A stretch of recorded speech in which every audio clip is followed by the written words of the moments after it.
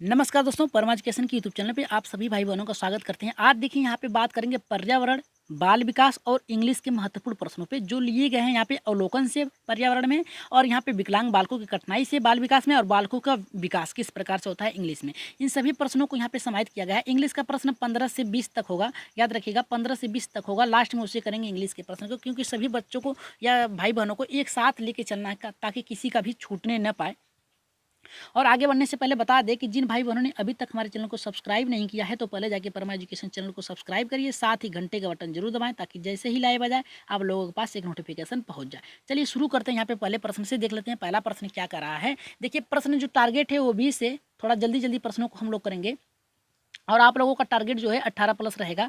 चलिए देख लेते हैं यहाँ पे पहला प्रश्न हमारा क्या कह रहा है। देखिए पहला प्रश्न ये कह रहा है कि विकलांग बालक जो होते हैं, ऐसे बालक होते हैं जो यहाँ पे विकलांग बालक होते हैं जो ऐसे होते हैं, कैसे होते हैं यहाँ पे देख लेते हैं। पहला कह रहा है कि केवल मानसिक रूप से दोषायुक्त होते हैं, और दूसरा कह रहा है केवल शारीरिक रूप से दोषायुक्त होते हैं, और तीसरा कह रहा है केवल संवेगात्मक रूप से यहाँ पे दोषायुक्त होते हैं, और चौथा कह रहा है कि मानसिक, शारीरिक और संवेगात्मक तीनों रूप में दोषायुक्त होते हैं। तो राइट आंसर क्या होगा, देखिए दोषायुक्त से मतलब ये है कि वो किसी भी रूप से विकलांग हो सकते हैं। ठीक है, तो यहाँ पे राइट आंसर क्या होगा हमारा, जल्दी से बताइए। पहला होगा, दूसरा होगा, तीसरा या फिर चौथा। और शेयर करना ना भूलें, शेयर जल्दी से कर दीजिए अपने अपने ग्रुपों में ताकि अधिक से अधिक लोग जुड़ सकें।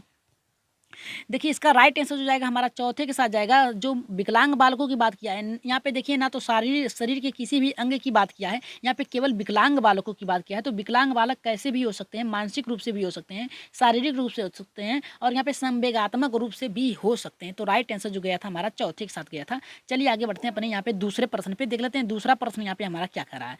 देखिए दूसरा प्रश्न ये करा है कि ऐसे बालक जिसमें ऐसा शारीरिक दोष हो, यानी कह रहा है एक ऐसा बालक है जिसमें शारीरिक दोष है जो किसी भी रूप से उसे साधारण क्रियाओं में, यानी कोई भी सरल काम जो है, कार्य है, जो प्रतियोगिता है, उस क्रियाओं में भाग लेने से रोकता है या सीमित रखता है। ऐसे विकलांग जो बालक हैं उसके संदर्भ में कौन सा मनोवैज्ञानिक का यहाँ पे तात्पर्य है। तो यहाँ पे पहला कह रहा है कि डी.जी. फोर्स, दूसरा कह रहा है कि ए एडलर, और तीसरा कह रहा है क्रो एंड क्रो, चौथा कह रहा है कि किम्बलन यंग। तो राइट आंसर क्या होगा हमारा, कह रहा है कि यहाँ पे देखिए ऑप्शन को इस प्रकार से पढ़िए कि कोई बालक है जो शारीरिक रूप से उसमें दोष है, और वो किसी भी साधारण जो क्रियाएं हैं उसमें भाग लेने से उसको रोकता है, जो उसकी शारीरिक क्रियाएं दोष है। तो ये उदाहरण किसने प्रस्तुत किया है। ठीक है, तो यहाँ पे देखिए पहला करा है डी.जी. फोर्स, दूसरा करा है कि ए एडलर, और तीसरा करा है क्रो एंड क्रो, और चौथा करा है कि किम्बल यंग। तो राइट आंसर क्या होगा, देखिए राइट आंसर जो जाएगा हमारा यहाँ पे तीसरे के साथ जाएगा, क्रो एंड क्रो ने कहा है। चलिए आगे बढ़ते हैं अपने तीसरे प्रश्न पे, देख लेते हैं तीसरा प्रश्न हमारे यहाँ पे क्या कर रहा है। देखिए तीसरा प्रश्न ये कर रहा है कि अंग संचालन में दोषायुक्त छात्रों को किस प्रकार की समस्या होती है। देखिए अंग से बात किया, याद रखिएगा, हाथ हो सकता है, पैर हो सकता है, या फिर शरीर का कोई भी अंग, क्योंकि यहाँ पे देखिए अंग की बात किया है। तो कौन सा हो सकता है दोषायुक्त छात्रों में। अब देखिए बात यहाँ पे पहुँचती है कि अंग की बात किया है और यहाँ पे छात्रों की बात किया है। ठीक है, तो जो बालक होते हैं वो तो मानसिक भी हो सकते हैं, और यहाँ पे देखिए बात कर दिया मानसिक को छोड़ के अंग की बात किया है, तो छात्रों की बात किया है। तो छात्रों में कौन सी कठिनाई हो सकती है समस्या का, देखिए बैठने की समस्या हो सकती है, दूसरा सोने की समस्या हो सकती है, तीसरा लिखने की समस्या हो सकती है, और चौथा किसी भी प्रकार की समस्या नहीं हो सकती है। तो राइट आंसर यहाँ पे क्या जाएगा, देखिए तीसरे का जो राइट आंसर हमारा जाएगा यहाँ पे तीसरे के साथ जाएगा। देखिए अंग की बात किया है और संचालन की बात किया है, यानी चलाने की बात किया है, कौन सा अंग चलाने के लिए दोषायुक्त है। तो छात्रों की बात किया है, यानी शिक्षार्थी की बात किया है। तो छात्र जो होते हैं यहाँ पे लिखने की समस्या से होता है। तो राइट आंसर हो जाएगा हमारा यहाँ पे तीसरे के साथ जाएगा। देखिए बैठने की तो वहाँ पे उचित व्यवस्था की जाएगी, जो समावेशी कक्षा होती है। समावेशी कक्षा में क्या होती है, आपको बैठने के लिए उचित व्यवस्था की जाती है। एक व्हील चेयर होता है, ठीक है, विकलांग बालकों के लिए एक व्हील चेयर होता है जिसका आकार इस प्रकार से होता है। ठीक है, इस प्रकार से होता है। और यहाँ पे देखिए बात किया है अंग संचालन, यानी चला नहीं पाता है तो लिखने में कठिनाई होगी। तो राइट आंसर तीसरे के साथ जाएगा। चलिए आगे बढ़ते हैं अपने चौथे प्रश्न पे, देख लेते हैं चौथा प्रश्न यहाँ पे क्या कर रहा है। देखिए ये प्रश्न बहुत ही महत्वपूर्ण है। कह रहा है कि यहाँ पे राष्ट्रीय दृष्टिबाधितार्थ संस्था कहाँ है। जो राष्ट्रीय यानी दृष्टिबाधित जो बालक हैं, राष्ट्रीय संस्थान कहाँ पे है, शिमला में है, या फिर कोलकाता में है, या फिर देहरादून में है, या फिर दिल्ली में है। तो राइट आंसर क्या होगा हमारा, जल्दी से बताइए राइट आंसर क्या होगा, पहला होगा, दूसरा होगा, तीसरा या फिर चौथा। चौथे का राइट आंसर क्या होगा हमारा, देखिए चौथे का राइट आंसर जो जाएगा हमारा देहरादून में है। ठीक है, यहाँ पे जो राष्ट्रीय दृष्टिबाधित जो अंधे बालक हैं, जिनको दिखाई कम देता है, उनके लिए जो संस्थाएं बनाई गई हैं, ठीक है, संस्था जो बनाई गई जिसमें उनको प्रशिक्षण दिया जाता है, वो देहरादून में, याद रखिएगा देहरादून में है। चलिए आगे बढ़ते हैं। आगे बढ़ने से पहले बता दें कि परमा एजुकेशन चैनल को सब्सक्राइब और लाइक जरूर करिएगा। ठीक है, चलिए आगे बढ़ते हैं अपने पांचवें प्रश्न पे। देखिए यहाँ पे 5वां प्रश्न बहुत ही महत्वपूर्ण है, थोड़ा कठिन भी है क्योंकि ये प्रश्न थोड़ा-सा ऊपर टाइप का है या मतलब उच्च टाइप का है। यहाँ पे कह रहा है दृष्टि दोष, यानी यहाँ देखिए देखने से संबंधित युक्त छात्रों की शिक्षा दी जानी चाहिए। जो देखने से अक्षम बालक हैं, वो देख नहीं पाते हैं, उनके लिए कौन सी शिक्षा देनी चाहिए? यहाँ पे कह रहा है कि उनके लिए शिक्षा की व्यवस्था अलग से होनी चाहिए। दूसरा कह रहा है कि वे पढ़ने के योग्य नहीं हैं, इसलिए उनके लिए किसी भी प्रकार की शिक्षा की व्यवस्था नहीं हो। और यहाँ पे तीसरा कह रहा है कि उन्हें समावेशी शिक्षा के अंतर्गत सभी सामान्य बच्चों के साथ शिक्षा दी जानी चाहिए। और चौथा कह रहा है कि उन्हें केवल दृष्टि दोष वाले छात्रों के साथ शिक्षा की व्यवस्था करनी चाहिए। तो राइट आंसर यहाँ पे क्या होगा? देखिए यहाँ पे देखिए बात किया है सिर्फ देखने से, ठीक है। यहाँ पे दृष्टि दोष, यानी दृष्टि दोष का मतलब ये नहीं है कि उन्हें कुछ नहीं दिखाई देता, हो सकता है दिखाई भी दे और कुछ बालकों को नहीं दिखाई देता है, लेकिन यहाँ पे शिक्षा की बात किया है तो कौन से स्तर पे रखेंगे? तो जो इसका राइट आंसर 5वें का जाएगा हमारा यहाँ पे तीसरे के साथ जाएगा, ठीक है। उन्हें समावेशी शिक्षा, समावेशी शिक्षा का मतलब ये कि जहाँ पे ऐसे बालक जिन्हें सुनाई नहीं देता है, दिखाई नहीं देता है या फिर उनकी शारीरिक कोई दोष है, ऐसे बालकों के लिए एक समावेशी कक्षा का निर्माण किया जाता है या फिर संस्था होती है जिसमें उनको शिक्षा दी जाती है। तो उन बालकों को समावेशी शिक्षा के अंतर्गत सभी सामान्य बालकों को, यानी जो उनके साथ पढ़ने वाले बालक हैं जो सामान्य रूप से हैं, उन जिसमें कोई अक्षमता नहीं है, उनके साथ भी उन्हें पढ़ाया जा सकता है। तो राइट आंसर तीसरे के साथ जाएगा हमारा। आइए आगे बढ़ते हैं अपने छठे प्रश्न पे, देख लेते हैं छठा प्रश्न यहाँ पे हमारा क्या कह रहा है। देखिए छठा प्रश्न ये कह रहा है कि कक्षा 5 के न्यून दृष्टि वाले बच्चों को, देखिए न्यून दृष्टि यानी कम देखने वाले बच्चों को, ठीक है। अब बात करेंगे हम लोग की मानसिक जो रूप से बालक होते हैं, अधिगम अशक्ता वाले बालक होते हैं, जो भी बालक कठिनाई में होती है वो किस प्रकार से होती है। तो यहाँ पे बात किया है हमारा कक्षा 5 की बात किया है। और न्यून दृष्टि यानी उनको कम दिखाई देता है, उन बच्चों को क्या कर सकते हैं? तो यहाँ पे देखिए बात किया हमारा पहला कि निम्न स्तर के कार्यों के लिए माप, यहाँ पे कह रहा है माप करना उचित है। दूसरा करा है कि उनके दैनिक कार्यों में उनके माता पिता तथा मित्रों को सहायता करनी चाहिए। और तीसरा करा है कि कक्षा के समान रूप से बर्ताव करना चाहिए एवं ऑडियो सीडी के जरिए सहायता प्रदान करनी चाहिए। और चौथा करा है कक्षा में विशेष बर्ताव करना, यानी विशेष बर्ताव से मतलब ये है कि उन्हें अलग बर्ताव, उनके साथ अलग दृष्टिकोण रखा जाए, अलग बर्ताव किया जाए, या फिर कोई भी बर्ताव हो सकता है सामान्य बालकों से विपरीत। तो ये देखिए हमारा छठा, तो ये चौथा हमारा गलत है, अलग बर्ताव करने की बात किया है, तो यह चौथा गलत हो गया। अब पहला यहाँ पे करा है कि निम्न स्तर पे कार्य मापने के उचित है, यहाँ पे देखिए उनकी मापन करने की बात किया है, तो ये गलत है। सामान्य बालकों के साथ उनका मापन नहीं कर सकते हैं आप। और दूसरा करा है कि उन्हें दैनिक कार्य में उनके माता पिता मित्रों को सहायता करनी चाहिए। देखिए यहाँ पे बात किया है कक्षा 5 की, ये यहाँ पे बात किया है घरेलू, यहाँ पे घर की बात किया है और यहाँ पे कक्षा की बात किया है, तो ये हमारा गलत हो गया। बचा हमारा देखिए तीसरा, तो तीसरा राइट आंसर कक्षा में समान रूप से बर्ताव करना चाहिए, यानी सबके साथ जो रवैया आप कर रहे हैं, जो जैसे आपकी रवैया सबके साथ है वैसे ही उनके साथ भी अपनाना चाहिए। और ऑडियो सीडी, यानी जो बालक देख नहीं सकते हैं, ठीक है, देख नहीं सकते हैं, उन्हें अधिक से अधिक ऑडियो सीडी को की सहायता से उन्हें शिक्षा देनी चाहिए। तो राइट आंसर जो जाएगा हमारा यहाँ पे तीसरे के साथ जाएगा। आगे बढ़ते हैं अपने यहाँ पे 7वें प्रश्न पे, देख लेते हैं 7वां प्रश्न हमारा यहाँ पे क्या कह रहा है। देखिए 7वां प्रश्न ये करा है निम्न में से कौन सा कारण श्रवण दोष का कारक है। यहाँ पे देखिए यहाँ पे बात किया है सुनने से, ठीक है। यहाँ पे सुनने से कौन सा दोष है बालकों में? तो पहला करा है कान की बनावट में दोष होता है, ठीक है। यहाँ पे दोष है। और यहाँ पे कानों का अक्सर बहते रहना। और तीसरा करा है कानों में दर्द की शिकायत। और चौथा करा है उपयुक्त में से सभी। तो राइट आंसर क्या होगा हमारा? जल्दी से बताइए कि राइट आंसर क्या होगा। निम्न में से कौन सा कारण श्रवण है? श्रवण में होता है सुनना, ठीक है। कौन सा कारण है? दोष कौन सा कारण है?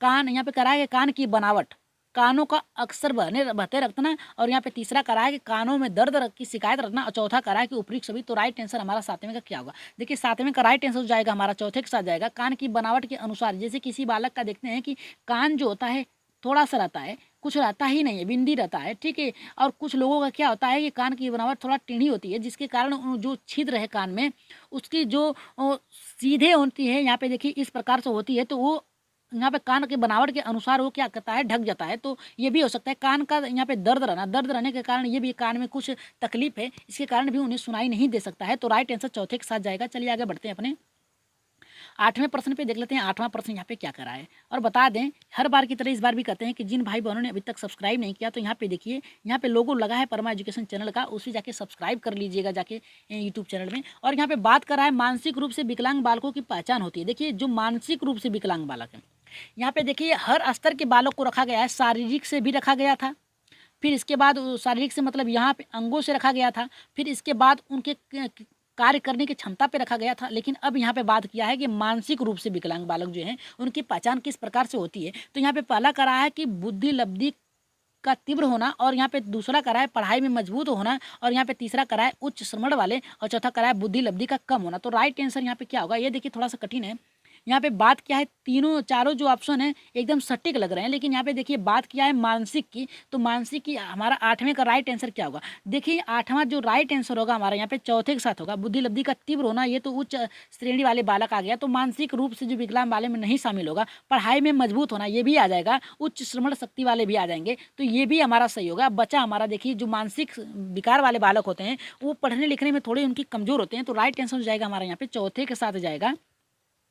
आगे बढ़ते हैं 9वें प्रश्न पे, देख लेते हैं 9वां प्रश्न कितने लोगों का सही होता है। देखिए 9वां प्रश्न ये करा है कि प्रिया एक मानसिक रूप से विकलांग बालिका है, उसकी क्या समस्या हो सकती है। देखिए यहाँ पे प्रिया एक मानसिक रूप से विकलांग बालक है, उसकी समस्या जानने की कठिनाई की बात कर रहा है। तो पहला यहाँ पे करा है आत्मविश्वासों में कमी हो सकती है, दूसरा करा है सीमित बातचीत करना, और यहाँ पे तीसरा करा है स्वयं के कार्यों में कठिनाई का महसूस करना, चौथा करा है उपयुक्त सभी। तो राइट आंसर इसका क्या होगा, इसका राइट आंसर क्या होगा जल्दी से बताइए। देखिए यहाँ पे मानसिक से बात किया है, जो आत्मविश्वास की कमी, आत्मविश्वास जो होता है कमी होती है, अगर आप पढ़ाई में आपका मन नहीं लग रहा है तो आपके आत्मविश्वास में कमी हो सकती है। और जो बालक ज़्यादा शांत स्वभाव के होते हैं, ऐसा नहीं है कि जो बालक शांत स्वभाव के होते हैं तो वो मानसिक विकार के बालक होते हैं, नहीं, ऐसा नहीं है कि जिन्हें कुछ नहीं आता है अगर आप कोई प्रश्न पूछ रहे हैं दूसरे बालक से तो वो बालक अपने को दूर रखेगा, ताकि ये उसे महसूस ना हो, वो ये सोचता है कि हमसे ना पूछ दें, इसीलिए वो बातचीत करने से परहेज करता है। और स्वयं के कार्यों में कठिनाई हो, कुछ भी कार्य करता है थोड़ी उसकी कठिनाई होती है, क्योंकि यहाँ पे देखिए मानसिक की बात किया है तो सोचने समझने की शक्ति उसकी कम होती है।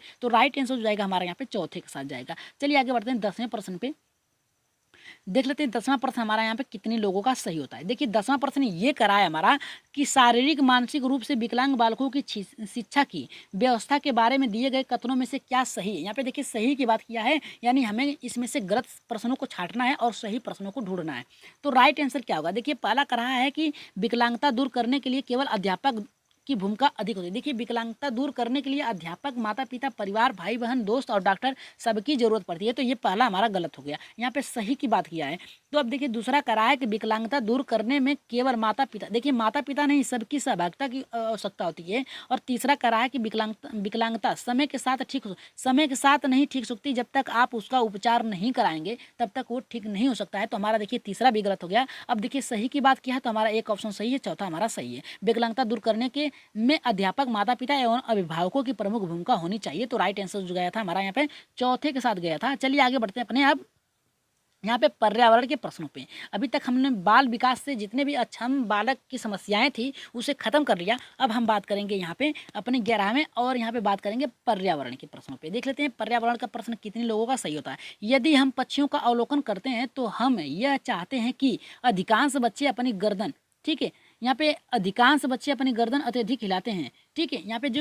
यहाँ पे देखिए बात किया है पक्षियों का अवलोकन करते हैं, तो यहाँ पे बच्चों से पूछा है कि अधिकांश बच्चे अपनी गर्दन, यानी जो पक्षियों के बच्चे हैं वो अपनी गर्दन क्या आता है अत्यधिक हिलाते हैं, इनका कारण क्या हो सकता है। यहाँ पे देखिए बच्चों के यानी आपसे नहीं, हमसे नहीं, ये बात किया है पक्षियों का, ठीक है। तो यहाँ पे देखिए पहला ऑप्शन करा है अधिकांश पक्षियों के नेत्र स्थिर होते हैं और घूम नहीं सकते, और यहाँ पे दूसरा करा है कि इनके कान ढके होते हैं और वे उड़ सकते हैं, और तीसरा करा है कि पक्षियों के दो नेत्र होते हैं, और चौथा करा है उनके नेत्र दो भिन्न भिन्न वस्तुओं को एक ही समय पर फोकस कर सकते हैं। तो राइट आंसर यहाँ पे 11वें का क्या होगा। देखिए यहाँ पे देखिए बात किया है उनके कान ढके होते हैं और वो उड़ सकते हैं, ये तो सही है, उड़ सकते हैं, ढके होते हैं, ठीक है। लेकिन देखिए ढके होते हैं, उड़ सकते हैं, लेकिन यहाँ पे बात किया है कि इनका कारण क्या हो सकता है कि वो अपने गर्दन घुमाते रहते हैं अत्यधिक, ठीक है, देखने के लिए। तो यहाँ पे पक्षियों के दो नेत्र होते हैं, ये भी सही है, उनके कान दो भिन्न भिन्न वस्तुओं को समय के साथ देख सकते हैं, देखिए हो सकता है। लेकिन यहाँ पे देखिए बाघ जो होता है अपने अपने कानों को क्या करता है, ये किसी भी समय किसी भी जगह पे मोड़ सकता है और किसी भी दिशा में मोड़ के जो ध्वनि है उसको एकत्रित करके एक सीमित सीमा रख सकता है। तो यहाँ पे देखिए राइट आंसर जो गया था हमारा यहाँ पे पहले के साथ जाएगा अधिकांश पक्षियों के नेत्र स्थिर होते हैं। जो पक्षी होते हैं उनके नेत्र जो होते हैं स्थिर होते हैं और वो घूमते नहीं है, याद रखिएगा घूमते नहीं होंगे। आप देखते होंगे तो उनकी पलकें जो होती हैं ढक जाती हैं, ठीक है, वो घूमते नहीं हैं। इसीलिए क्या करते हैं अपने जो उनके मुंडी है यानी उनकी जो गर्दन है उसे घुमाते रहते हैं, ठीक है। तो राइट आंसर यहाँ पे हमारा पहले के साथ गया था। चलिए आगे बढ़ते हैं 12वें प्रश्न पे, देख लेते हैं 12वां प्रश्न क्या कर रहा है। देखिए 12वां प्रश्न ये करा है सीमा आम पसंद करती है। जो सीमा है वो क्या करती है, आम एक फल है, ठीक है, आम एक फल है, उसको क्या करती है पसंद करती है और उसे जाड़े के लिए संरक्षित करना चाहती है। निम्न में से कौन सा तरीका संरक्षण के लिए सबसे उपयुक्त तरीका है। तो पहला करा है अचार और आम पापड़ बनाना, दूसरा करा है जूस तैयार करना और वायुरोधी डिब्बे में संचित करना, और तीसरा करा है प्लास्टिक के थैले में रखना, और चौथा करा है रेफ्रिजरेटर से संचित करना। यहाँ पे रेफ्रिजरेटर से संरक्षित करने की बात कर रहा है। तो राइट आंसर क्या होगा? देखिए 12वां का जो राइट आंसर जाएगा, सीधे सीधे रेफ्रिजरेटर में रखेंगे, 1 हफ्ते के बाद वो खराब हो जाएगा ज़्यादा। और यहाँ पे प्लास्टिक के थैले में रखेंगे। अगर डब्बा होता, कांच का डब्बा होता, सबसे उपयुक्त तरीका होता, लेकिन यहाँ पे यहाँ पे प्लास्टिक के थैले की बात किया तो गलत है। और यहाँ पे जूस तैयार करना, देखिए आम का अगर कच्चा होगा तो आप जूस कैसे तैयार करेंगे? वायुरोधी डिब्बे में रखना ठीक है, लेकिन यहाँ पे जूस की बात किया, उसके रस की बात किया, ये भी खराब हो सकता है। खराब क्या होगा? वो सिरका बन जाएगा, लेकिन यहाँ पे बात क्या है कि उसे रखने की बात कर रहा है। तो राइट आंसर हो जाएगा यहाँ पे हमारा पहले के साथ जाएगा अचार और आम के पापड़ बनाना। अब देखिए आप लोगों को एक हम बात बता रहे हैं, साइंस से बात बता रहे हैं। जो प्लास्टिक के जो यहाँ पे थैले होते हैं, आप बता दें कि अगर आप लोग कभी भी प्लास्टिक के या पे प्लास्टिक पे आप चाय पीते हैं, प्लास्टिक के जो कप होता है उसमें चाय पीते हैं, तो याद रखिएगा गर्म चाय पीने से क्या होता है, जो ये प्लास्टिक का जो ऊपरी भाग होता है, इसमें गर्म होने के कारण इनकी जो कुछ पदार्थ होते हैं इसमें आके मिल जाते हैं, और मिलने के बाद जो क्या होता है, आप पीते हैं, जब इसको पीते हैं आपके शरीर में जाता है तो यही कैंसर का रूप ले लेता है। कभी भी प्लास्टिक में गर्म चीज़ नहीं खाना चाहिए, ठीक है। तो राइट आंसर यहाँ पे हमारा पहले के साथ गया था। आइए 13वें प्रश्न पे आगे बढ़ते हैं, देख लेते हैं 13वां प्रश्न हमारा यहाँ पे क्या करा है। देखिए 13वां प्रश्न बहुत ही महत्वपूर्ण है। कह रहा है कि केरल के निकटवर्ती राज्य हैं, केरल से जो निकटवर्ती राज्य कौन कौन से हैं। देखिए यहाँ पे पहला कह रहा है कि तमिलनाडु और आंध्र प्रदेश, दूसरा कह रहा है कर्नाटक और महाराष्ट्र, तीसरा कह रहा है कि यहाँ पे आंध्र प्रदेश और कर्नाटक, और चौथा कह रहा है यहाँ पे कर्नाटक और तमिलनाडु। तो राइट आंसर क्या होगा? देखिए यहाँ पे बात किया है केरल से, ठीक है, केरल से बात किया है। अगर यहाँ पे हम भारत की नक्शा बना दें, ठीक है, यहाँ पे यहाँ पे ठीक से नहीं बन पा रहा है। यहाँ पे देखिए अगर भारत की नक्शा हम बना दें तो अब बताइए कि यहाँ पे कौन कौन से भाग हो सकते हैं, ठीक है। यहाँ पे देखिए बात किया है केरल, ठीक है, केरल जो है यहाँ पे है, ठीक है, यहाँ पे केरल है। तो अब बात करेंगे यहाँ पे निकटवर्ती राज्य, केरल से कौन कौन, यहाँ पे देखिए कर्नाटक भी होगा, ठीक है, और तमिलनाडु भी होगा, यही तो होंगे। राइट आंसर जाएगा हमारा यहाँ पे चौथे के साथ जाएगा। आप लोग मैप को एक बार अच्छे से देख लीजिएगा। कर्नाटक के निकटवर्ती जो राज्य हैं वो हमारा यहाँ पे चौथे के साथ जाएगा, कर्नाटक और तमिलनाडु के साथ जाएगा।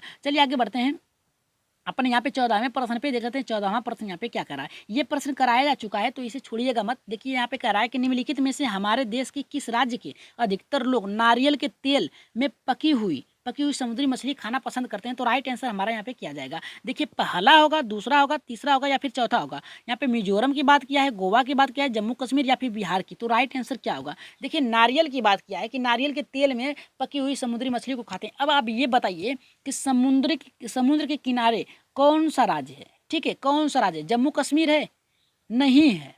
मिजोरम है? यहाँ पे नहीं है।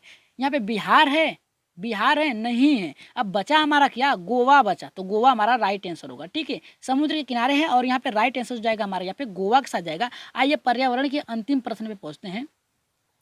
यहाँ पे देखिए बात कर रहा है हमारा 15वां की निम्नलिखित में से वह कौन सा जानवर है, जंतु है, जिसके अग्रजात जो आगे के दांत होते हैं, ठीक है, आगे के दांत होते हैं, बढ़ते रहते हैं, वे दांतों को बहुत अधिक लंबा ना होने देने के लिए वस्तुओं को काटते या कुतरते रहते हैं। तो राइट आंसर हमारा क्या होगा? दीमक हो गया। दीमक जो होता है लकड़ियों में लगते हैं, इनके दांतें नहीं होते, ठीक है। तो ये देखिए इनके दांत होते हैं लेकिन छोटे छोटे होते हैं, लेकिन इनके दांत बढ़ते नहीं, तो ये हमारा गलत हो गया। अब देखिए यहाँ पे बात किया है गिलहरी और चूहे की बात करेंगे, छिपकली तो हमारा गलत है। तो अब देखिए बात करेंगे गिलहरी या छिपकली, तो छिपकली और गिलहरी में से राइट आंसर क्या होगा हमारा? जल्दी से बताइए, गिलहरी और छिपकली में से राइट आंसर हमारा क्या होगा? देखिए इसका राइट आंसर जो जाएगा हमारा यहाँ पे गिलहरी के साथ जाएगा। गिलहरी के साथ जाएगा। क्या होता है कि गिलहरी के दांत सदैव बढ़ते रहते हैं, दांतों से काटने और कुतरने के कारण इनके दांत जो होते हैं घिसते रहते हैं और ये छोटे होते रहते हैं। तो राइट आंसर जो जाएगा हमारे यहाँ पे दूसरे के साथ जाएगा। आइए आगे बढ़ते हैं अब अपने 16वें और इंग्लिश के प्रश्न पे, जिनका भी इंग्लिश का सब्जेक्ट है यहाँ पे ध्यान से देखिए और सभी प्रश्नों को करते चलिए। देखिए बहुत ही महत्वपूर्ण प्रश्न है। यहाँ पे करा है द फॉलोइंग आर लर्न, यहाँ पे करा है लर्नेड अंडर, यहाँ पे करा है सिंगल और लर्निंग, ठीक है। तो राइट आंसर इसका क्या होगा? जल्दी से बताइए इसका राइट आंसर क्या होगा? अगर इसको हम लोग हिंदी में रूपांतरित करते हैं तो यहाँ पे देखिए इसका हिंदी रूपांतरण क्या होगा। देखिए बात कर रहा है यहाँ पे हमारा कि द फॉलोइंग बात कर रहा है, तो यहाँ पे राइट आंसर क्या होगा? The following are learned under single, ठीक है, सिंगल लर्निंग। तो इसका राइट आंसर क्या होगा? यहाँ पे पहला करा है कि फिजियोलॉजी, दूसरा करा है यहाँ पे ट्रेडिनेशन, यहाँ पे करा है कस्टमाइजेशन, और तीसरा करा है एटमोस्फेयर और चौथा करा है कि फिजियोमैटिक्स। तो राइट आंसर इसका क्या होगा? अगर इसको हम हिंदी में बात करेंगे तो संकेत अधिगम के अंतर्गत निम्नलिखित सीखा जा सकता है। यहाँ पे करा है the following are learner under single, ठीक है, यहाँ पे करा है सिंगल लर्नर, यानी संकेत के अध्ययन के अंतर्गत सीखा जाता है। पहला करा है फिजियोलॉजी, जिसके अंतर्गत आता है कि मनोविज्ञान। दूसरा आता है ट्रेडिशनल कस्टमाइजेशन यानी पारंपरिक अनुकूलन, और तीसरा करा है एटमोस्फेयर यानी वातावरण, और यहाँ पे चौथा करा है कि फिजियोमैटिक यानी मनोदेहिक। तो राइट आंसर क्या होगा? 16वें का राइट आंसर हमारा यहाँ पे क्या होगा? 16वें का जो राइट आंसर जाएगा चौथे के साथ जाएगा, ठीक है, मनोदेहिक के साथ जाएगा। चलिए आगे बढ़ते हैं अपने 17वें प्रश्न पे, देख लेते हैं 17वां प्रश्न यहाँ पे क्या कर रहा है। देखिए 17वां प्रश्न बहुत ही महत्वपूर्ण है। करा है कि attempt to teach and forget are the, यहाँ पे करा है कि प्रोपोनेट्स ऑफ थ्योरी। अगर इसको हिंदी में रखा जाए तो सीखने के प्रयास और भूल सिद्धांत के प्रतिपादक हैं कोहलर हैं, यहाँ पे थॉर्नडाइक हैं, पावलोव हैं, या फिर स्किनर है। तो इसका राइट आंसर क्या होगा? कह रहा है यहाँ पे कि सीखने के प्रयास और भूल सिद्धांत के प्रतिपादक हैं एटमोस्ट दिया। यहाँ पे कह रहा है कि attempt to teach and forget are the, यहाँ पे कह रहा है कि प्रोपोनेट ऑफ थ्योरी। सीखने के प्रयास और भूल के सिद्धांत के प्रतिपादक हैं कोहलर हैं, थॉर्नडाइक हैं, पावलोव है, या फिर स्किनर है। तो इसका राइट आंसर जो जाएगा हमारा 17 का राइट आंसर जाएगा दूसरे के साथ जाएगा, थॉर्नडाइक के साथ जाएगा। चलिए आगे बढ़ते हैं अपने यहाँ पे 18वें प्रश्न पे, देख लेते हैं 18वां प्रश्न हमारा यहाँ पे क्या कर रहा है। देखिए 18 का प्रश्न ये करा है कि learning model that impress children's creativity, यानी अगर इसको हिंदी में देखा जाए तो यहाँ पे करा है सीखने का वह मॉडल जो बच्चों की सृजनात्मकता को प्रोत्साहित करता है। पहला करा है कि बैंकिंग मॉडल, दूसरा करा है कि कॉन्स्टिट्यूशन मॉडल, और यहाँ पे करा है तीसरा कि प्रोग्रामिंग मॉडल, और चौथा करा है कि नॉन सुटेबल, यानी चौथा करा है कि इनमें से कोई नहीं। ठीक है, तो इसका राइट आंसर क्या होगा? जल्दी से बताइए कि इसका राइट आंसर क्या होगा। देखिए पहला यहाँ पे करा है कि बैंकिंग मॉडल, और दूसरा करा है हमारा कि यहाँ पे रचनावादी मॉडल, ठीक है, और तीसरा करा है प्रोग्राम मॉडल, और यहाँ पे चौथा करा है उपयुक्त में से कोई नहीं, यानी बालकों की, यहाँ पे करा है बालक के विकास, ठीक है, यहाँ पे करा है कि यहाँ पे सीखने का वह मॉडल जो बच्चों की सृजनात्मकता को यहाँ पे प्रोत्साहित करता है। तो राइट आंसर 18 का हमारा क्या होगा? 18 का आंसर जो जाएगा यहाँ पे हमारा दूसरे के साथ जाएगा, यहाँ पे रचनावादी, ठीक है, रचनावादी यानी करके सीखने पर अधिक बल देने के तात्पर्य है। तो इसका राइट आंसर हमारा दूसरे के साथ जाएगा। आइए आगे बढ़ते हैं 19वें प्रश्न पे, देख लेते हैं 19वां प्रश्न यहाँ पे क्या कह रहा है। देखिए 19वां प्रश्न ये हमारा कह रहा है कि child development is a result.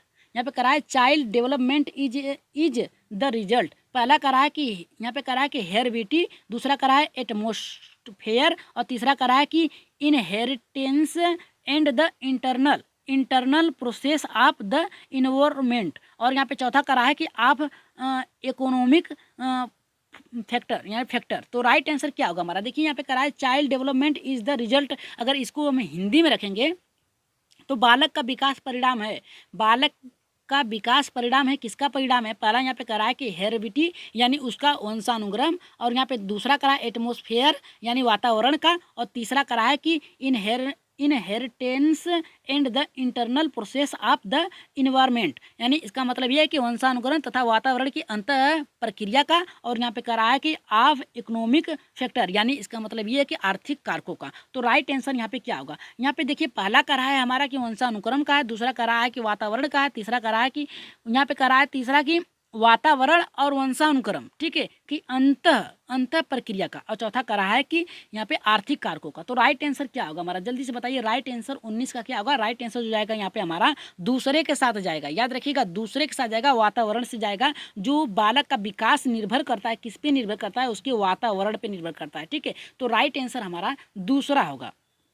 आइए आगे बढ़ते हैं अपने यहाँ पे 20वें और अंतिम प्रश्न पे, देख लेते हैं 20वां हमारा यहाँ पे क्या करा है। देखिए 20वां प्रश्न ये करा है कि फ्रावेल इम्पोर्टेंट यहाँ पे करा है कि contribution to education was development, यानी इसका मतलब ये है कि शिक्षा में फ्रावेल का महत्वपूर्ण योगदान था विकास का, यानी विकास का फ्रावेल का बहुत ही महत्वपूर्ण योगदान था। किसमें था? पहला करा है बिजनेस स्कूल यानी व्यावसायिक स्कूल, दूसरा करा है पब्लिक स्कूल यानी सामाजिक यानी जो हमारे आसपास स्कूल है उसका, तीसरा करा है कि किंडरगार्टन, और चौथा करा है कि लिटिल स्कूल यानी मतलब लैटिन स्कूल। तो इसका राइट आंसर क्या होगा हमारा? यहाँ पे कह रहा है कि व्यावसायिक से, दूसरा कह रहा है पब्लिक स्कूल से, तीसरा कह रहा है किंडरगार्टन और चौथा कह रहा है कि लिटिल स्कूल। इसका मतलब देखिए यहाँ पे कह रहा है कि फ्राबेल से संबंधित है, तो फ्राबेल से संबंधित जो प्रश्न हमारा था, जो हमारा राइट आंसर था यहाँ पे किंडरगार्टन से था फ्राबेल के। और फ्राबेल ने यहाँ पे खेल की शिक्षा दी थी, याद रखिएगा खेल विधि की शिक्षा देती थी। तो राइट आंसर जो गया था हमारे यहाँ पे तीसरे के साथ गया था, और उत्तर नीचे दिए गए हैं। और जिन भाई बहनों ने अभी तक हमारे चैनल को सब्सक्राइब नहीं किया है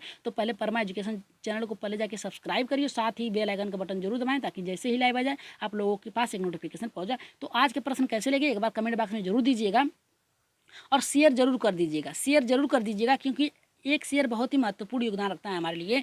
तो यहाँ पे देखिए आज हमने टारगेट यहाँ पे पूरा किया है, यहाँ पे पर्यावरण, बाल विकास और इंग्लिश के, ठीक है। और इसमें अवलोकन की बात हमने देखा है, और यहाँ पे विकलांग बालकों की कठिनाइयों से, और यहाँ पे बालकों का विकास किस प्रकार से होता है, इन सभी प्रश्नों को देखा है। तो ये सभी प्रश्न TET, C TET, M TET, S TET की दृष्टि से बहुत ही महत्वपूर्ण है। तो अपनी राय कमेंट में जरूर दीजिएगा, ठीक है। तो इंग्लिश में थोड़ा सा कठिनाई हो रही थी, लेकिन उसे अच्छे से अगली बार और प्रस्तुत किया जाएगा। तो आज के प्रश्न कैसे लगे एक बार कमेंट बॉक्स में जरूर दीजिएगा। आज के लिए इतना ही, धन्यवाद, गुड नाइट।